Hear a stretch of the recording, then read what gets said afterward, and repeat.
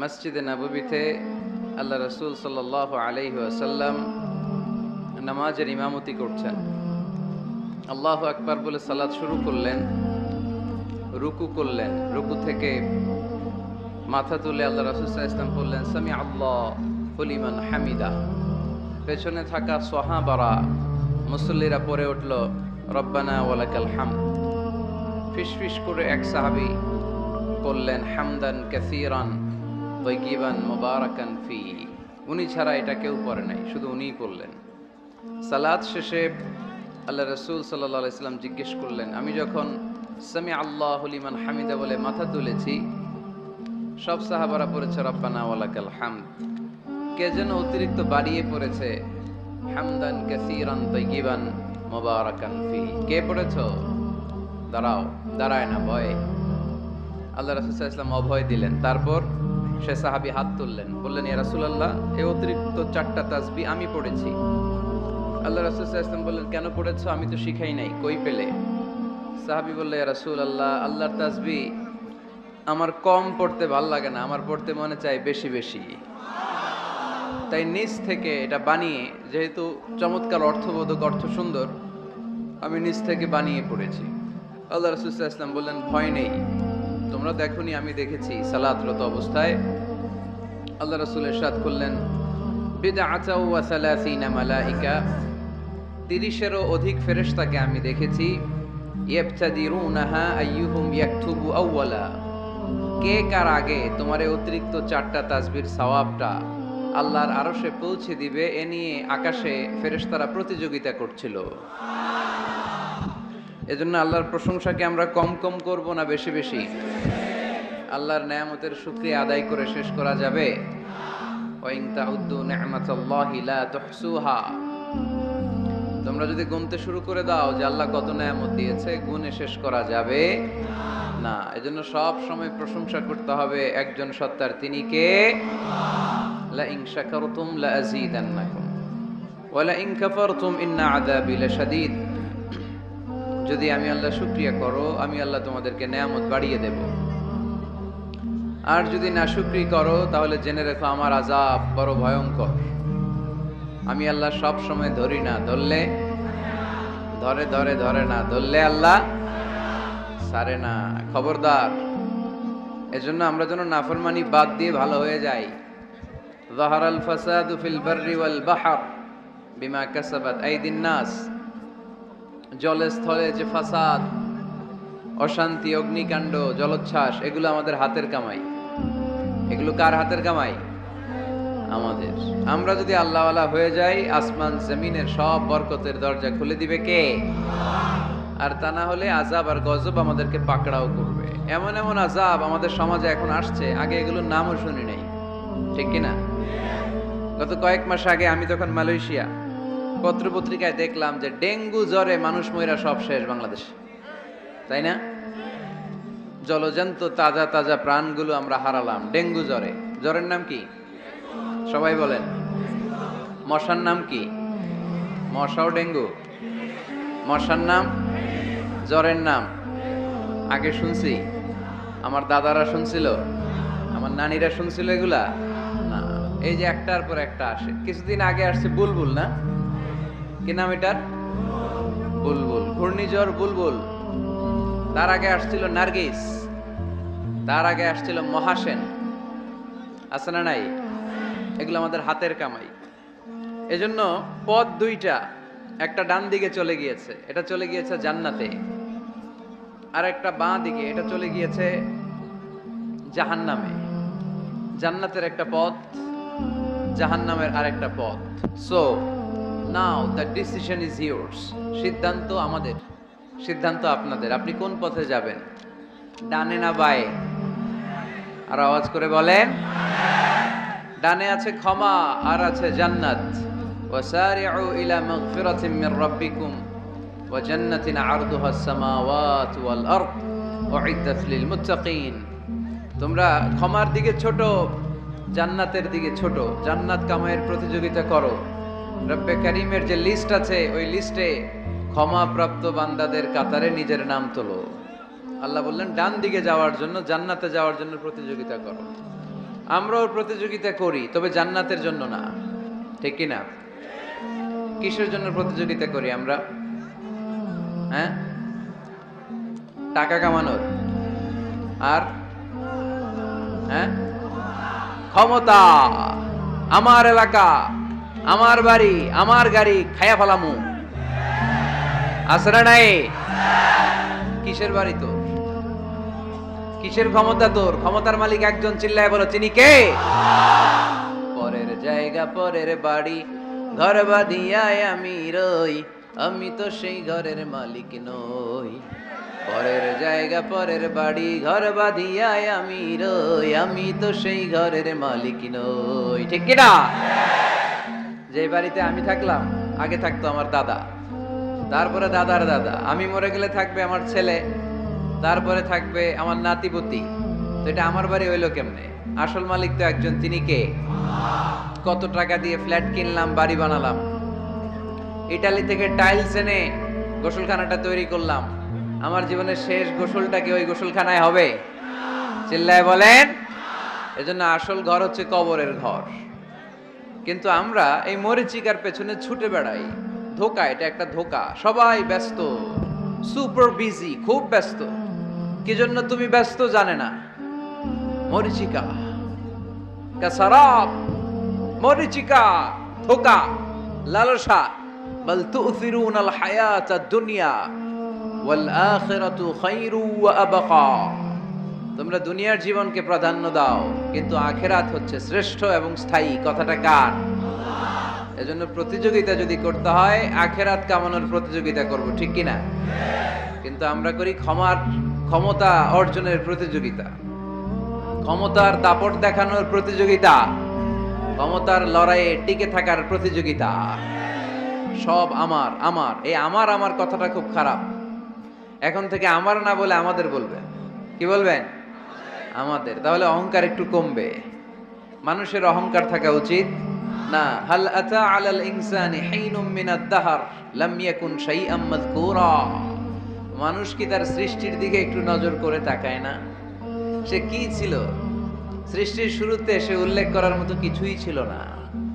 এই যে আমরা যখন ছোট্ট ছিলাম, বয়স যখন আমার 3, 2, তখন আমি কি কি করছিলাম মনে আছে? স্মৃতির পাতা হাতড়াতে হাতড়াতে পেছনে যেতে যেতে কত বছর বয়স পর্যন্ত আপনি ঘটনা বা স্মৃতি মনে রাখতে পেরেছেন বলেন? আমি মিজানুর রহমান আজহারি সর্বোচ্চ 3 বছরের, আমার বয়স যখন 3, ততটুকু খেয়াল আছে। এরপরে আমি আর খেয়াল নাই কি হয়েছিল আমার 2 বছর বয়সে। আমার বয়স যখন 6 মাস, I don't know anything about it, কিচ্ছু জানি না। মায়ের পেটের ভেতরে 9 মাস নাকি ছিলাম শুনছি, কিন্তু কি হয়েছে আমি জানি না। আপনি যদি আপনার স্মৃতির পাতা হাতড়াতে হাতড়াতে পেছনে যান, কতটুকু মনে আছে আপনার? কত বছর বয়সের? হ্যাঁ, কয় বছর? 4 বা 5। এর আগের কথা আমরা জানি না। কিন্তু মায়ের পেটের ভেতরে আমার লালন পালন করলো কে? কত ক্ষুদ্র আমি, কত তুচ্ছ আমি, কত নগণ্য আমি। এক ফোঁটা নাপাক পানি থেকে আল্লাহ আমারে তৈরি করলো। Sperm drop, blood clot, little flesh, কিচ্ছু ছিলাম না আমি। জোকের মতো, ব্যাঙের বাচ্চার মতো ছোট্ট মায়ের জরায়ুর দেয়ালে লেপ্টে ছিলাম। সেখান থেকে আস্তে আস্তে আমারে বড় করলো কে? আমার ভেতরে রুহের ফুৎকার দিল কে? 2টা জিনিস আল্লাহ সেট করে দিল। রুহের ফুৎকার দিল, আর 2 কাঁধে 2 ফেরেশতা দিল, ঠিক কিনা? আবার যখন চলে যাব, রুহও উড়াল দিবে, ফেরেশতারাও চলে যাবে। 2 কাঁধে ছিল যে তোমারে 2 জনা পাহারা, তোমারে একলা থইয়া পলাইছে তাহারা। তোমার 8 কুঠুরি 9 দরজা বন্ধ, এবার হলো রে হলো মুখে আল্লাহ রসুল সবে বলো। দুয়ারে আইসাছে পালকি, নাইহরি গাও তো হলো রে তোলো মুখে আল্লাহ রসুল সবে বলো, ঠিক কিনা? সময় যখন শেষ, উড়াল দেবে রুহটা। 2 কাঁধের ফেরেশতা আপনারা রেখে চলে যাবে। তাহলে গর্ব করার মতো, অহংকার করার মতো এই দুনিয়ায় আমার কিছু আছে? ওয়াখুলিকাল ইনসানু দাঈফা। কেন এই মেসেজগুলো আমরা মনে রাখি না? আমরা তো দুর্বল। আমরা কি সবাই বলেন? পিছনের ওনারা অনেক সবল, এজন্য দুর্বল বলতে লজ্জা পাচ্ছে। আমরা কি শুধু কি দুর্বল? দুর্বলের ঘরের দুর্বল। আমি দুর্বল, আমার বাবা দুর্বল, আমার দাদা দুর্বল, আমার 14 গোষ্ঠী দুর্বল।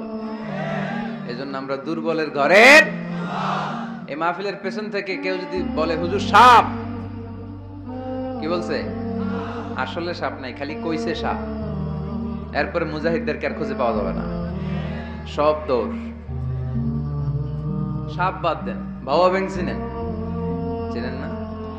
নারায়ণগঞ্জে নাই না? বাবা ব্যাং কি করে, লাফায় না? সাপ না, সাপ তো অনেক ভয়ঙ্কর। বাবা ব্যাং, দুইটা বাবা ব্যাং এদিকে, দুইটা এদিকে, আর বাকি দুইটা এদিকে। 6টা বাবা ব্যাং যদি ছেড়ে দেয় কি হবে? ব্যাং লাফাবেন, আপনি লাফাবেন। ব্যাং আর কি লাফ দিবে? তার চেয়ে বড় লাফ দিবেন আপনি, ঠিক কিনা? তো এই তো আমাদের ক্ষমতা। ভূমিকম্প আসলে সব দৌড়, বাড়ির মালিক। ভূমিকম্প আসলে নারায়ণগঞ্জের শুধু ভাড়াটিয়ারা বাড়ি থইয়া দেয় দৌড়, বাড়িওয়ালারা দৌড়ায় না। হ্যাঁ, বাড়ির মালিক তো উনিও দৌড়ায়, ভাড়াটিয়াও দৌড়, বাড়িওয়ালাও দৌড়, সরকারও দৌড়, জনগণও দৌড়। চিল্লায় বলো ঠিক কিনা? আবার দেখেন কাফিরদের নামেও কোরআনে সূরা আছে না নাই? কি নাম? সূরাতুল কাফিরুন আছে না? কুল ইয়া আইয়ুহাল লা আ'বুদু মা। তাহলে আমরা হলাম বিশ্বাসী। আমরা কি? আমাদের নামে একটা সূরা দিল কে? খুশি লাগে না? ভাল লাগে না অনেক? আমাদের নামে আল্লাহ কোরআনে সূরা দিয়েছেন।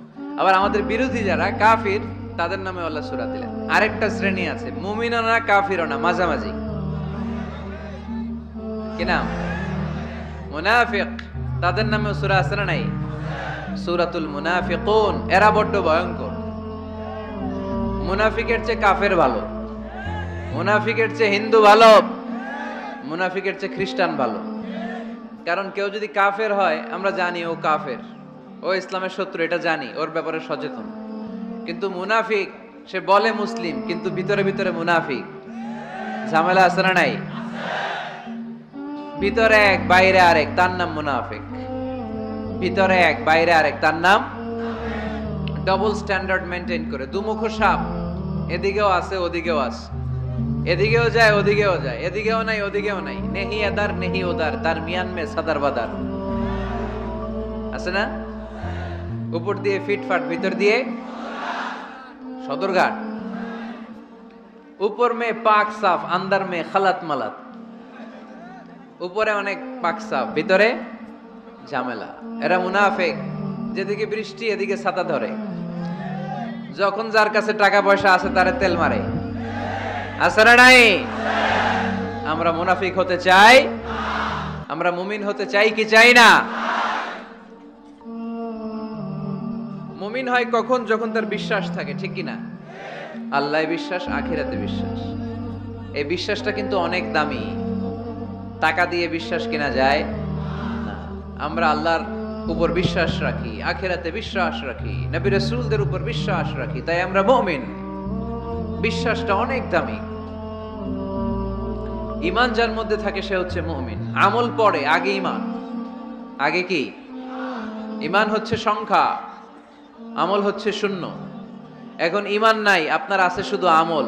শূন্য বসাতে বসাতে বসাতে বসাতে নারায়ণগঞ্জ থেকে ঢাকা, এটার কোনো দাম আছে? 2000 শূন্য আপনি পাইছেন। 2000 ফলাফল কি? শূন্য। কারণ ঈমান নাই, সংখ্যা নাই। এবার আপনার ঈমান আছে, পেলেন একটা সংখ্যা 1, তারপর আমল করতে শুরু করলেন, পেলেন শূন্য। যাকাত দিলেন, পেলেন শূন্য। হজ করলেন, পেলেন শূন্য। দাম আছে না নাই? একের পরে শূন্য দিলে দাম আছে না? তাহলে আগে লাগবে কি? ঈমান। ঈমান মানে বিশ্বাস। বিশ্বাসটা খুব দামি। এই বিশ্বাস যেন নষ্ট না হয়, বিশ্বাসে যেন আঘাত না আসে। বিশ্বাসটা কত দামি জিনিস দেখেন। বন্ধু বন্ধুর মধ্যে যদি বিশ্বাস না থাকে, বন্ধুত্ব টেকে? কথা বলেন। স্বামী যদি স্ত্রীরে বিশ্বাস না করে, সম্পর্ক টিকে? কথা বলেন। বিশ্বাস অনেক দামি জিনিস। দেখবেন বাবা যখন তার ছোট্ট মেয়েটাকে কোলে তুলে উপরে এরকম ছুঁড়ে মারে, ছোট্ট মেয়েটা খিলখিল করে হাসে। যদি নিচে পড়ে যায় ভর্তা হয়ে যাবে, তারপরেও হাসে। কারণ মেয়েটার বাবার উপর বিশ্বাস আছে, বাবা আমারে ফেলে দিবে না। বাবা ঠিকই আমাকে কোলে তুলে নেবে, ঠিক কি না? মেয়েটার বাবার প্রতি অগাধ বিশ্বাস। ঢাকা থেকে একজন গ্রিন লাইনের বাসে উঠছে, টিকিট কাটছে কক্সবাজারের। গ্রিন লাইনের বাসের নাম শুনছেন তো না? কক্সবাজার যাবে। ব্যাগ ট্যাগ নিয়ে বাসে উঠেই দেখবেন অনেক হাই প্রোফাইলের লোকেরা ল্যাপটপ নিয়ে, টাকা পয়সা নিয়ে বাসের উপরে ব্যাগ রেখে আরামসে ঘুম দিচ্ছে। বাইরে প্রচন্ড বৃষ্টি, তার কোনো টেনশন নাই। সে যদি টেনশন করতো তাহলে ঘুমাইতে পারতো? তাহলে তো তাকায় থাকা লাগতো এরকম, দেখি তো বাসওয়ালা কই যায়। কক্সবাজারের টিকিট কাটছি, সকালবেলা উঠে যদি দেখি কক্সবাজার না নিয়ে যশোর চলে গেছে, বেজাল আছে না? তার মোটেও টেনশন নাই, কারণ গ্রিন লাইন কোম্পানির প্রতি এই ক্লায়েন্টের অনেক বিশ্বাস। আমি আরামসে চাদর গায়ে দিয়ে একটা ঘুম দিব, সকালে ঠিকই এই গ্রিন লাইনের বাস আমাকে কক্সবাজার নামিয়ে দিবে। চিল্লায় বলেন ঠিক কিনা? তার মানে বিশ্বাসটা অনেক জরুরি। বিশ্বাসে মিলায় বস্তু, তর্কে বহুদূর। এজন্য আমরা বিশ্বাসী হতে চাই। আমরা কি হতে চাই? আর বিশ্বাসীদের নামে এই সূরাটা ডেডিকেট করলেন কে? সূরাতুল মুমিনুন। সূরাটার নাম কি?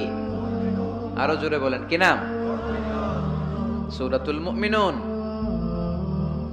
এই সূরাটা নাজিলের একটা ব্যাকগ্রাউন্ড আছে, শানে নুজুল, কোন সময় কোন প্রেক্ষাপটে নাজিল হলো।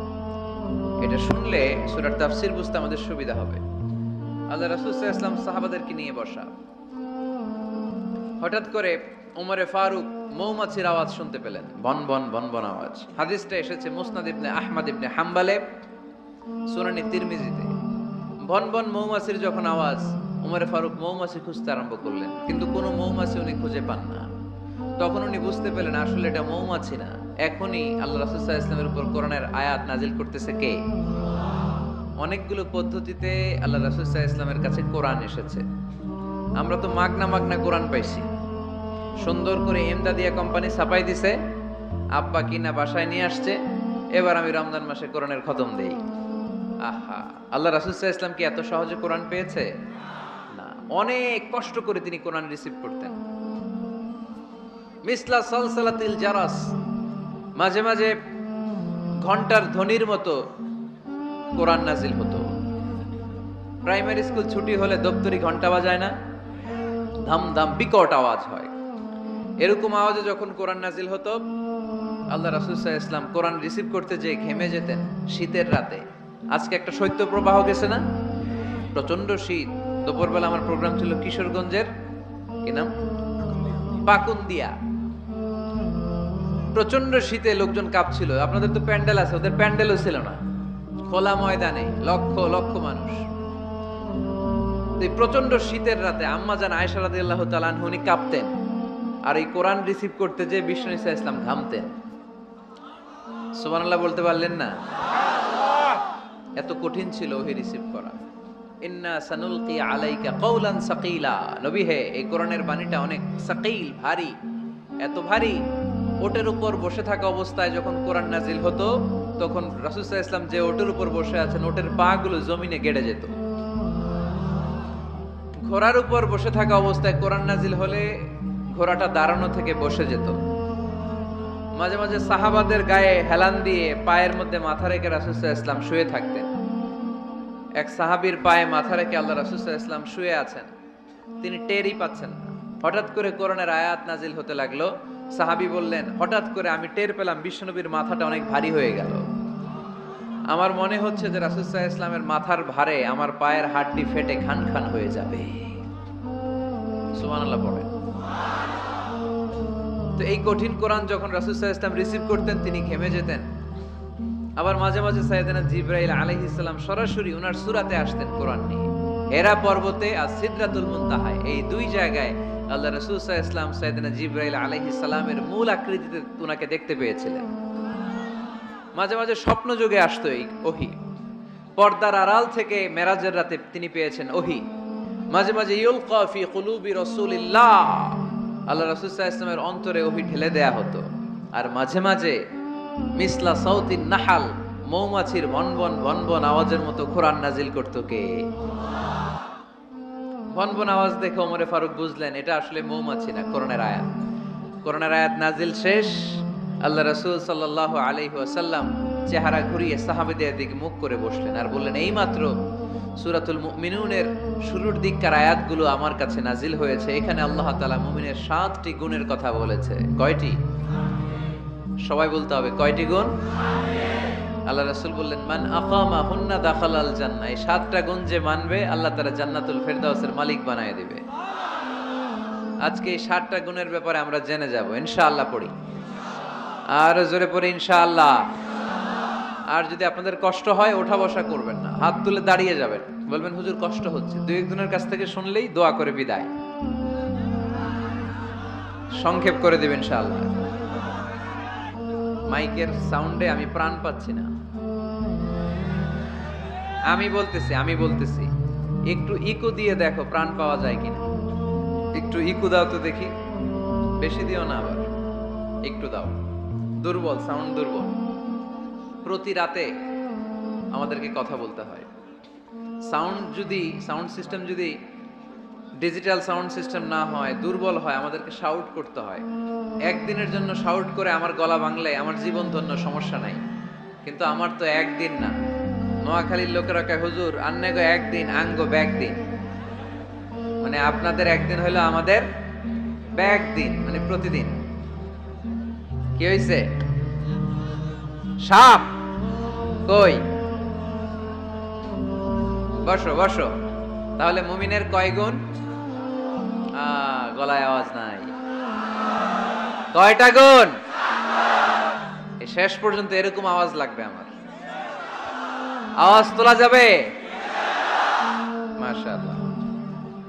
7টা গুণ আজকে আমরা শুনবো। আল্লাহ শুরু করছেন, قد أفلح المؤمنون الذين هم في صلاتهم خاشعون। সফল হয়েছে তারা, ঈমান এনেছে যারা। কার কথা? সফলতার মানদণ্ড আল্লাহ দিয়েছেন ঈমান। আপনি যদি টাকাওয়ালা হন আপনি সফল না, যদি ঈমান না থাকে, ঠিক কিনা? আপনি যদি ক্ষমতাওয়ালা হন আপনি সফল না, যদি ঈমান না থাকে, ঠিক কিনা? আপনি অনেক বড় সেলিব্রিটি কিন্তু ঈমান নাই, আল্লাহর মানদণ্ডে আপনি সফল না, ঠিক কিনা? এজন্য আল্লাহ বলেছেন সফল হয়েছে তারা, ঈমান এনেছে। আমি বলবো সফল হয়েছে তারা, আপনারা বলবেন ঈমান এনেছে যারা। আওয়াজ তুলে বলেন সফল হয়েছে কারা? যারা ঈমানদার তারা সফল। قد أفلح المؤمنون, successful indeed are the believers. তারাই সফল যারা ঈমানদার। তবে যেন ঈমানদার নয়, তাদের 7টা বৈশিষ্ট্য থাকা চাই। কয়টা? 1 নম্বরে আল্লাহ বলছেন আল্লাযীনা হুম ফি সালাতিহিম খাশিউন। তারা যখন সালাতে দাঁড়ায় দিন দুনিয়ার হুঁশ থাকে না, তারা ভীত সন্ত্রস্ত হয়ে আল্লাহর দিকে রুজু হয়ে সালাত আদায় করে। নামাজে যখন দাঁড়াবো দুনিয়ার কোনো হুঁশ জ্ঞান আমাদের থাকতে পারবে? আমাদের হুঁশ থাকবে একদিকে, তিনি কে? সালাতে কায়েম করো, সালাতে কায়েম করো, হবে সম্মানী তুমি, হবে জান্নাতি তুমি, হবে সম্মানী তুমি, হবে জান্নাতি তুমি। দিবে কাল হাসরে শীতল ছায়া আরশে আজিম, রাব্বিয়াল আলা রাব্বিয়াল আযীম। পড়েন রাব্বিয়াল আলা রাব্বিয়াল আযীম। আলহামদুলিল্লাহ। আল্লাযীনা হুম ফি সালাতিহিম খাশিউন।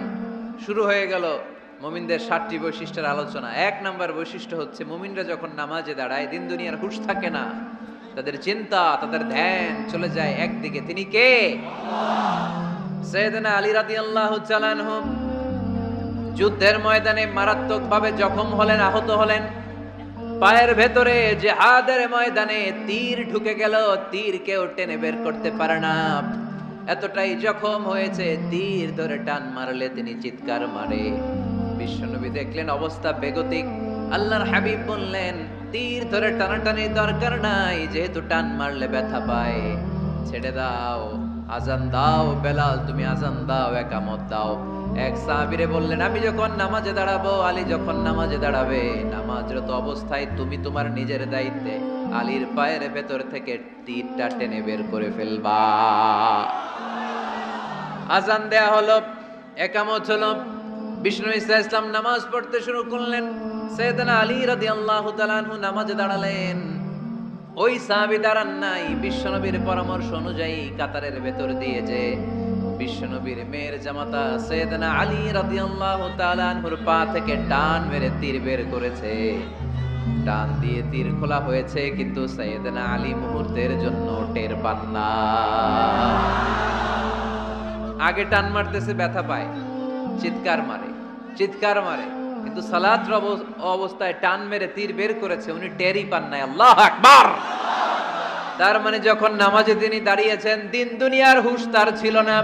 তার হুঁশ, জ্ঞান, চিন্তা, ধ্যান সব কিছু চলে গিয়েছে একজনের দিকে, তিনি কে?